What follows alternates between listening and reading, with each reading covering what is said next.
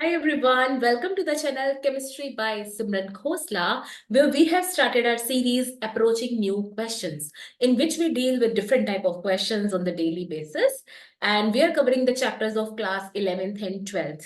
So in this video, we are specifically going to solve the questions from the first chapter of class 11th, that is some basic concepts of chemistry, and this is the video number 3 on the same chapter. So here we are with the screen. Some basic concepts of chemistry part number 3, जिसमें पहला question हम देखते हैं कि क्या है। इसमें बोला गया है कि इफ एवोगेड्रो नंबर Na का एवोगेड्रो नंबर बोलते हैं हम इसको, और इसकी वैल्यू क्या होती है 6.022 इंटू 10⁻23। अगर आप एवोगेड्रो नंबर की वैल्यू को ही चेंज करके 6.022 इंटू 10⁻20 कर देते हो तो क्या होगा, हमें ये बताना है। ठीक है जी। तो सबसे पहले मोल से हम फाइंड आउट कर सकते हैं मास, है ना। मोल को हम मास के साथ लिंक कर सकते हैं, मोल से हम मॉलिक्यूल्स एटम्स इन सब के साथ लिंक कर सकते हैं। तो पहली ही ऑप्शन के ऊपर अगर हम देखें तो यहाँ पे लिखा है the mass of 1 mole of carbon will change. ये हमें एक ऑप्शन दे रखी है कि कार्बन के 1 मोल का मास चेंज हो जाएगा अगर हम एवोगेड्रो नंबर को चेंज करते हैं। तो आइए पहले इसको चेकआउट करते हैं कि क्या वाकई ऐसा होगा कि नहीं। नहीं होगा तो फिर हम अगली ऑप्शन पे मूव ऑन करेंगे। देखो स्टूडेंट्स, अगर हम बात करें 6.022 इंटू 10⁻23 नंबर की, तो हम ये बोलते हैं कि ये जो नंबर है, ये एवोगेड्रो नंबर जो है, ठीक है, ये हमें कॉरेस्पॉन्ड करता है 1 मोल ऑफ कार्बन को। क्योंकि हम बोलते हैं कि 1 मोल ऑफ कार्बन में कितने पार्टिकल्स होंगे, 6.022 इंटू 10⁻23। ठीक है। तो कोई भी किसी भी चीज का 1 मोल का मतलब क्या होता है 6.022 इंटू 10⁻23। हमें क्या बोला गया है कि क्या कार्बन के 1 मोल का मास चेंज हो जाएगा एवोगेड्रो नंबर को चेंज करने पे। तो वो देखते हैं। अब कार्बन के 1 मोल का मास क्या होता है, उसी का मोलिकुलर मास, एटॉमिक मास। ठीक है, तो ये 12 ग्राम आ गया। यानी हम ये कह सकते हैं कि 6.022 इंटू 10⁻23 पार्टिकल्स का मास कितना है, 12 ग्राम, है ना। ये 12 ग्राम कार्बन को रिप्रेजेंट करता है। तो एक किसको रिप्रेजेंट करेगा, 12 डिवाइडेड बाय 6.022 इंटू 10⁻23 को, ये इसको रिप्रेजेंट करेगा। अगर इसी नंबर को चेंज करके 6.022 इंटू 10⁻20 कर दें तो क्या हम यूनिटरी मेथड से इसके लिए भी कैलकुलेट कर सकते हैं, बिल्कुल कैलकुलेट कर सकते हैं। ठीक है, तो यहाँ पे हम लिखेंगे 6.022 इंटू 10⁻20। ठीक है जी। अब इसको सॉल्व करते हैं। अब आप 6.022 से इसको कट कर दीजिए, what you will get 12 into 10⁻20 minus 23। तो आपके पास क्या आ गया, 12 इंटू 10⁻³ ग्राम ऑफ कार्बन। तो आपने क्या देखा कि अगर आप एवोगेड्रो नंबर को चेंज करके इसमें ले आते हो तो आपके पास ये भी चेंज हो जाता है, यानी मास चेंज हो जाता है, mass of 1 mole of carbon change हो जाता है। सो ये ही हमारी पहली ऑप्शन थी। पहली ऑप्शन में यही लिख रखा था कि mass of 1 mole of carbon will change. Mass of 1 mole of carbon will change अगर हम एवोगेड्रो नंबर को चेंज कर देते हैं। ठीक है जी। तो ये हमारा पहला था। अब अगले क्वेश्चन के ऊपर आते हैं। मैं जितने भी क्वेश्चंस आपको करवा रही हूँ ये PYQs हैं, तो बहुत अच्छे से करना। इस वीडियो में हम 5 क्वेश्चंस करने वाले हैं, तो ये वीडियो आधे घंटे तक मैक्सिमम जा सकती है। ठीक है। ओके, सो अब ये लिखा हुआ है अगले क्वेश्चन में कि suppose the element X and Y combine to form ये वाले कंपाउंड्स, और XY2 के नंबर ऑफ मोल्स और उसका मास दे रखा है, X3Y2 के नंबर ऑफ मोल्स और उसका मास दे रखा है। हमें X और Y का एटॉमिक वेट फाइंड आउट करना है। तो बहुत आसान है स्टूडेंट्स। देखो, सबसे पहले आप हाँ, XY2 के लिए इंफॉर्मेशन लिखो। इसके नंबर ऑफ मोल्स कितने दे रखे हैं, 0.1 मोल। इसका वेट कितना दे रखा है, 10 ग्राम। इसका मोलिकुलर मास कितना होगा, देखो अगर मैं एक्स का मास कंसीडर करूं स्मॉल एक्स, ठीक है, और वाई का एटॉमिक मास कंसीडर करूं वाई, तो आप ये बोल सकते हैं XY2 का मास क्या होगा, X+2y। यही बोल सकते हैं ना, XY2 का मास क्या होगा, X+2y। एक X है और 2 आपके पास Y है, तो इसका मास क्या हो गया, X+2y। इसी तरीके से अगर X3Y2 की बात करूं स्टूडेंट्स, तो यहाँ पे इसका मास, इसके नंबर ऑफ मोल्स कितने हैं, 0.05 मोल, और इसका वेट कितना है, 9 ग्राम, और इसका मास कितना होगा, 3x+2y। तो x3y2 का मास कितना होगा 3x + 2y। ठीक है जी। अब आपको क्या फाइंड आउट करना है, अब आपको फाइंड आउट करने हैं atomic weights of x and y। ठीक है, atomic weight of x and y, यानी इसको फाइंड आउट करना है। क्वेश्चन जरा सा लेंदी चला जाएगा पर है बहुत आसान, जैसे हम मैथ्स में करते थे, दो इक्वेशंस बनाते थे अगर दो वेरिएबल की वैल्यू फाइंड आउट करनी है।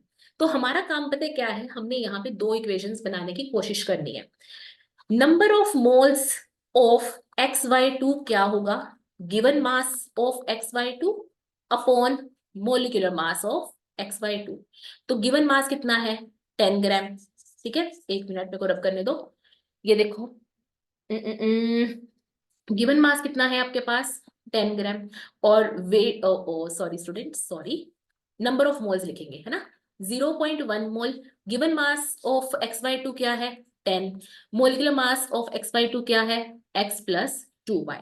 तो इसको सॉल्व करिए, 0.1 into x + 2y is equal to 10। ठीक है, अब आगे देखो, इसको लिखो जरा, 0.1x + 0.2y is equal to 10। ये आपके पास पहली इक्वेशन हो गई है। ठीक है, अब दूसरी इक्वेशन बनाते हैं। ये x3y2 था आई थिंक, लेट मी सी, हाँ x3y2 है ना। और इसको फिर हम लिखेंगे given mass of x3y2 upon molecular mass of x3y2। तो number of moles of x3y2 कितना है स्टूडेंट्स 0.05, और गिवन मास ऑफ W क्या है आपके पास 9। m ऑफ x3y2 क्या है आपके पास 3x + 2y।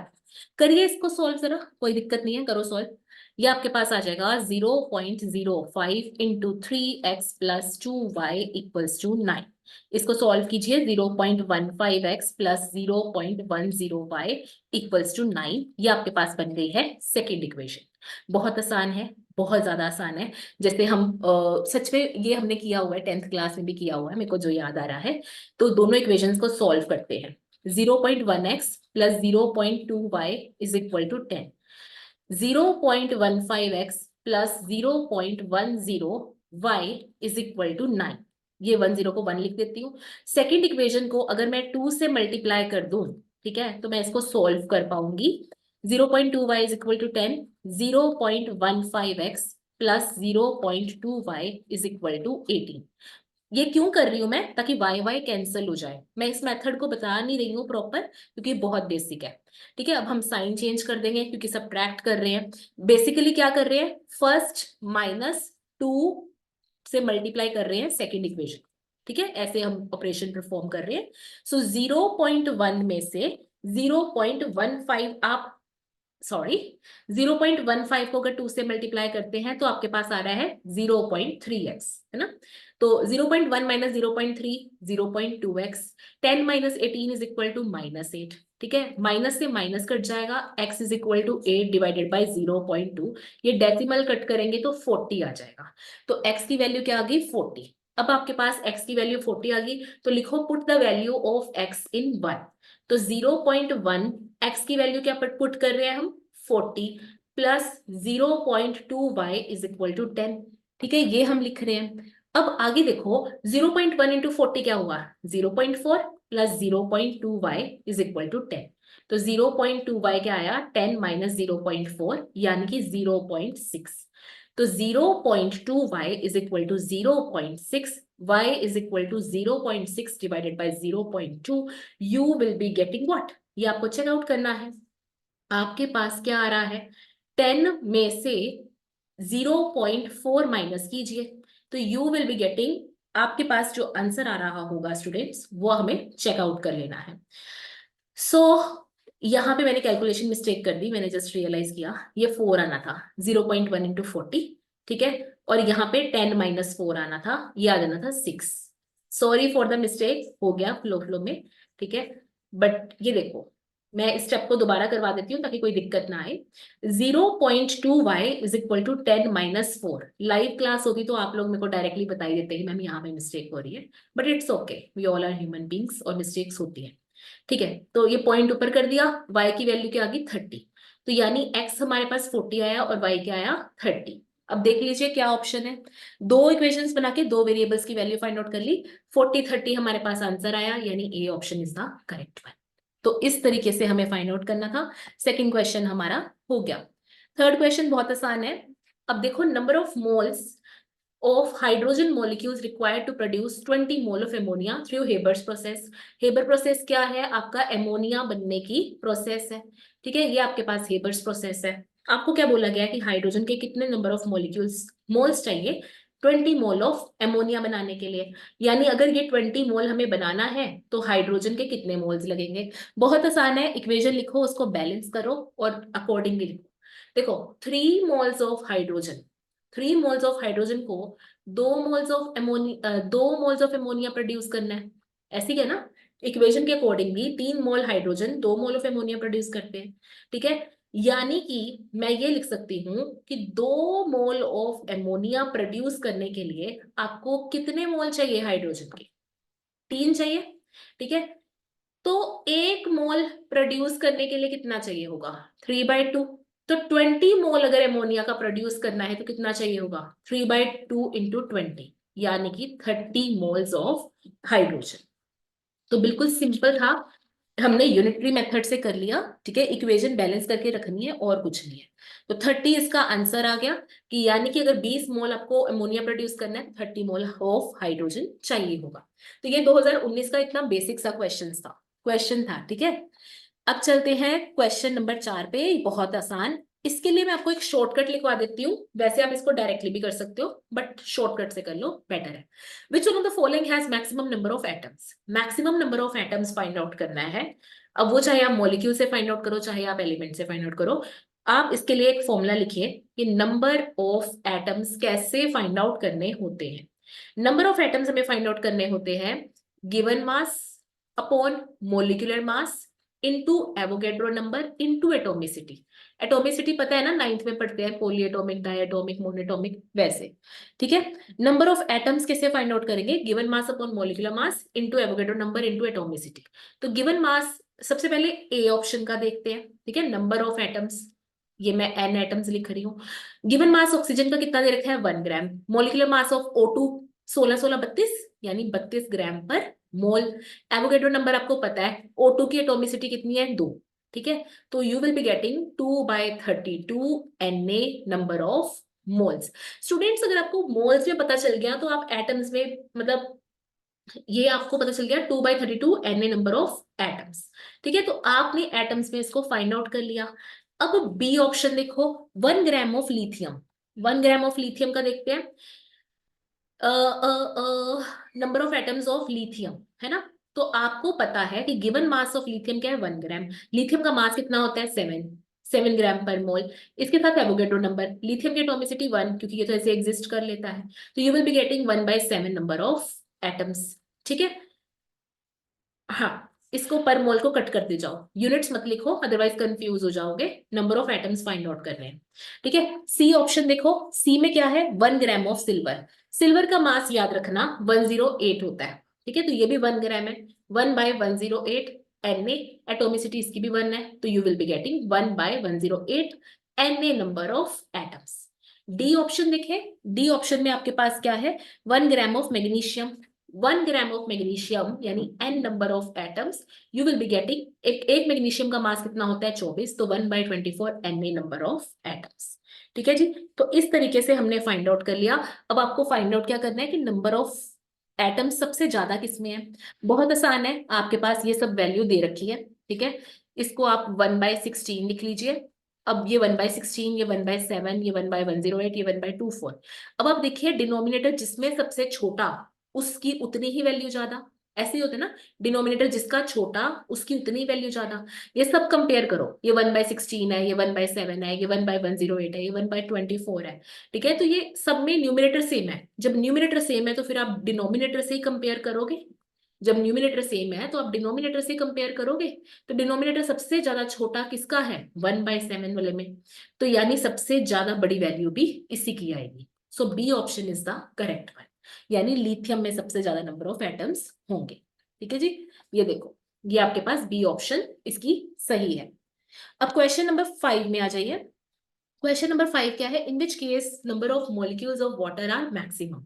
Number of molecules of water किस में मैक्सिमम है ये आपको बताने हैं। अब देखो यहाँ पे स्टूडेंट्स 18 ml है, ठीक है। वाटर के केस में 1 ग्राम पर ml डेंसिटी होती है, तो इसलिए यहाँ पे मास और वॉल्यूम दोनों सेम ले सकते हैं। तो नंबर ऑफ मोल्स सब में निकाल लेते हैं, जिसमें ज्यादा नंबर ऑफ मोल्स आएंगे उसमें उतने ही नंबर ऑफ मॉलिक्यूल्स होंगे। तो यहाँ पे नंबर ऑफ मोल्स निकालते हैं। 18 ml divided by 18 ml of water बोला गया है ना। 18 ml ऑफ वाटर बोला गया है। 18 ml ऑफ वाटर मतलब 18 ग्राम ऑफ वाटर। अब वाटर का मोलिकुलर मास कितना होता है? 18 ग्राम पर मोल। तो यानी कि यहाँ पे आपके पास 1 मोल आया। 1 मोल का मतलब Na नंबर ऑफ मोलिक्यूल्स। ठीक है, अब यहाँ पे 10⁻³ मोल्स में आपको पूछा गया कितने मोलिक्यूल्स हैं। देखो 1 मोल में आपके पास Na नंबर ऑफ मोलिक्यूल्स होते हैं, तो 10⁻³ मोल में कितने नंबर ऑफ मोलिक्यूल्स होंगे? 10⁻³ Na। ठीक है, कितने नंबर ऑफ मोलिक्यूल्स होंगे 10⁻³ मोल में? 10⁻³ Na। वैसे ही यहाँ पे number of moles find out कीजिए। 0.00224 लीटर डिवाइडेड बाय 22.4, ये आपके पास given volume divided by molar volume करके आ जाएगा नंबर ऑफ मोल्स, यानी कि 10⁻⁻6। ठीक है, ये आपके पास आ गए नंबर ऑफ मोल्स। इसको मॉलिक्यूल में कन्वर्ट करना है तो इनटू Na कर दीजिए। तो यहाँ पे Na कर दीजिए, आपके पास नंबर ऑफ मॉलिक्यूल्स आ जाएंगे। ठीक है, 0.18 में again given mass upon molecular mass करके आपके पास नंबर ऑफ मोल्स आ गए। ठीक है, क्या आएगा? 10⁻⁻2। ये आ गया आपके पास नंबर ऑफ मोल्स। अगर आपको यहीं से मोलिक्यूल फाइंड आउट करने हैं तो आप इसमें Na मल्टीप्लाई कर दीजिए, you will be getting 10⁻⁻2 Na।